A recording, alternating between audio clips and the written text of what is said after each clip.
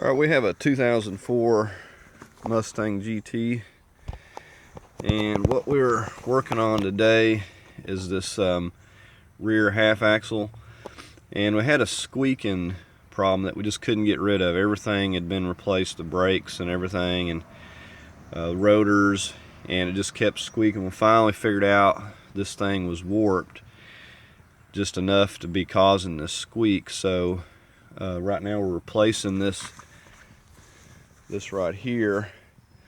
This thing was actually bent pretty bad, and it's pretty straightforward to get access to this. Once you remove all of your brake calipers and everything, you come underneath and you have to get into your differential, which is not a bad idea to change this stuff anyways.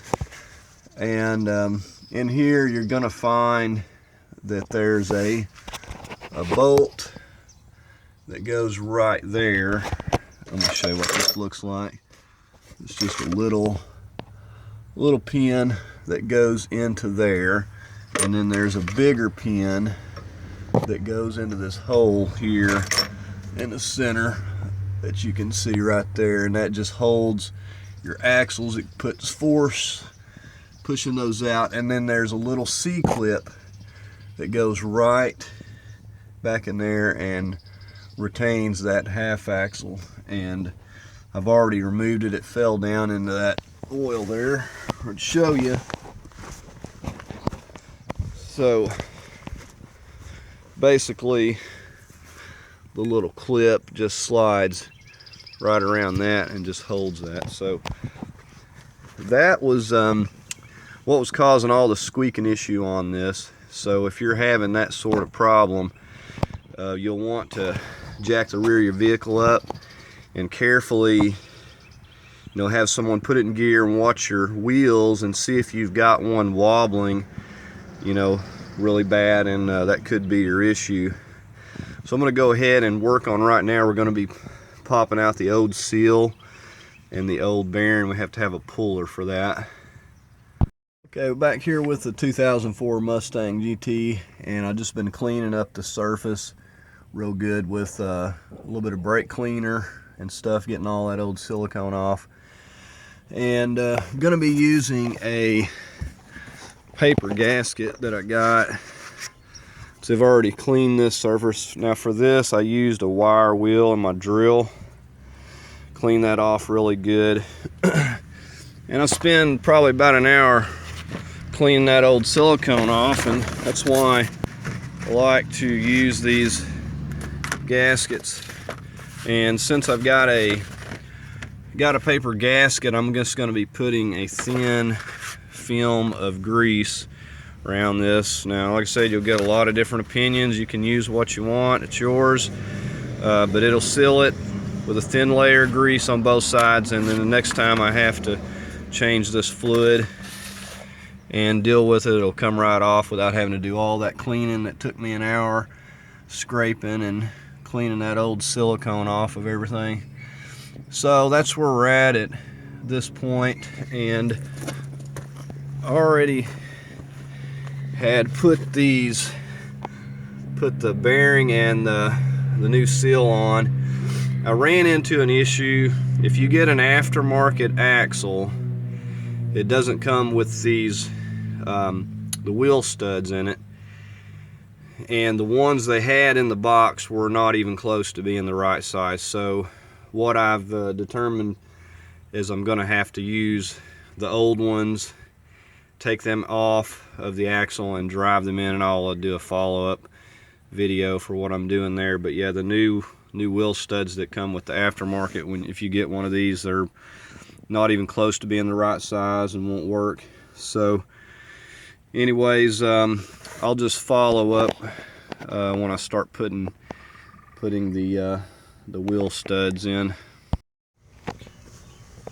Okay, we're looking at the replacement aftermarket axle for the Ford Mustang, and just wanted to show you, this is what this is going to look like when it comes. And they don't have these wheel studs already pre-installed, and the ones that came with the kit were the wrong size. I don't have them handy to show you one, but this is the actual OEM, and we're going to be taking and putting those in there. Now, in order to get to where you can put those in, you have to remove this little ABS Reluctor wheel, and it goes on just like that. It slides onto this thing. It's a press fit, and you can see right down here about how far it has to press on.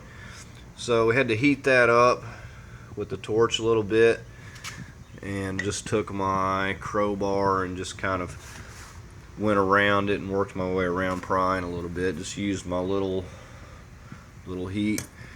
And so in other words, to get these in, you have to remove that right there. Is the only way to get your new ones in, because like I said, they don't come pre-installed for whatever reason, and the ones that are in the kit were the wrong size and just wouldn't work.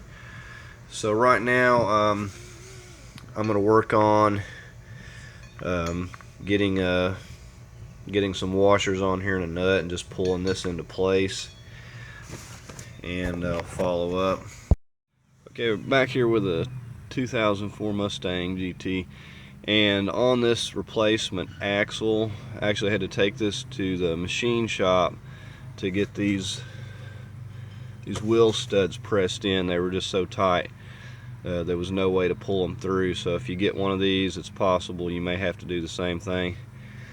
But we got those pressed back in. We put this reluctor ring, which you can just kind of tap it back on. And now we just went ahead and slid the axle back into place here. And like I was saying before, the ones that they send with the kit are not the right size. So you have to use the OEM wheel studs. And right now, I'm just putting this C-clip back into place. You can see right here where I'm pointing my screwdriver at. We just slid that back into there. And there's also a rubber O-ring, a little rubber O-ring that just kind of holds it into place while you're assembling this. And I've got that clip on there, and now I'm just going to go ahead and pull the axle out and seat that. And then the next thing, we're going to rotate this around and put our big pin back in right through that center. And then we'll be putting this back into the slot that it goes in the pin there. Like I said, once this slides into place, there's the hole there, and that pin tightens into that and just holds that into place. So that's what we're working on right now. Okay, right now we're just pushing our pin back in, making sure that this hole is going to line up with here. And we're just going to go ahead and push that and get it seated all the way and feed our locking bolt right back into that. So we'll go ahead and do that now. Okay, before putting this in, I forgot to mention, put you some high strength Loctite on this. At the very least, put some kind of Loctite. You don't want to have any trouble with that thing vibrating loose. Okay, I just wanted to show y'all what I've done here on this gasket. I've just took a thin layer of this grease I've got and applied that to both sides of that gasket. And you can see it's actually, the grease is just sticking it and holding it on in place too. And I've used this for water pumps and you name it, and it seals it pretty good. And when you go to have to remove it again, just comes right off. No mess, no cleanup. So we're going to go ahead and get this set into place now. Okay, now I'm just getting ready to torque these back down. I'm just going to go 240 inch-pounds or 20 foot-pounds on these, and just do kind of a back and forth crisscross pattern on this. And also, while I'm at it, I want to show you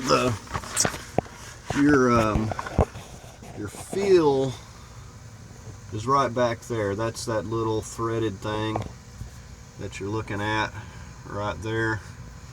Now I already sprayed that with WD-40 a long time ago, and I've had that soaking. I'm thinking it's going to come loose pretty easy. They've drained this previously, so that's going to be the next step, is getting that out and refilling this thing once we get this torque down here. Okay, when you remove this little fill bolt, you just get you a 3/8 drive. You're just going to use that extension part, that square end, and you get it fed up into there. And you may need to get you a little bit of a pry bar and reach around and stabilize it, but you can just take and start moving this thing, and it wasn't in there too bad. Yours may be stuck. You want to spray it way ahead of time before you go to messing with it. I said, and use a cheater bar or whatever you need to. And that's all it is. Just a little square end on it there. So we're going to go ahead and get some fluid put back in this until it comes up to level with that hole there. Okay, now this is what we're putting back in here. It's full synthetic 75 140, and it has the limited slip. And I'm going to put a little bit in here. Now what I've realized, the way I have it setting here, is the fluid's going to want to tilt forward, so I'm not going to get a good I'm not going to get it the way I want it to get it level, so I'm going to have to actually put a little in here, and then I'll have to get the car leveled out a little bit better before I can finish filling this here.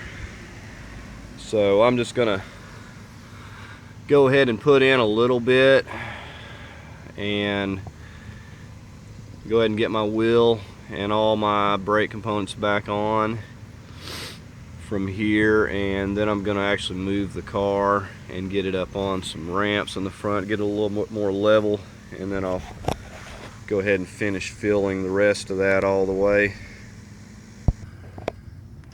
Okay, I wanted to kind of show y'all my hose setup, and the way I was doing this, I just come above the differential there and had a piece of hose that you can just see just fits right on that bottle with a clamp, and I just wrapped it right around into that hose. So if you don't have any, this is like a vacuum hose or something, if you don't have any laying around, you'll have to get you a piece of hose to do this, because this here is in the way, and you're going to need a little bit of a hose. At the very least, you could get back up in there, I suppose, and squeeze it, but I found this to be the easiest method right here. I've gotten one bottle in it already, and I'm just going to go ahead and try to put as much as I can at the angle that I got it here, and then I can always refill the rest of it later. Okay, I actually managed to get both bottles of that gear oil in there and just got the plug on there real quick after I pulled the hose out. It was sealing so well that it wouldn't run out while I was filling it. So right now we're just going to go ahead and put this brake, the rotors and everything back on here, get this tire back on.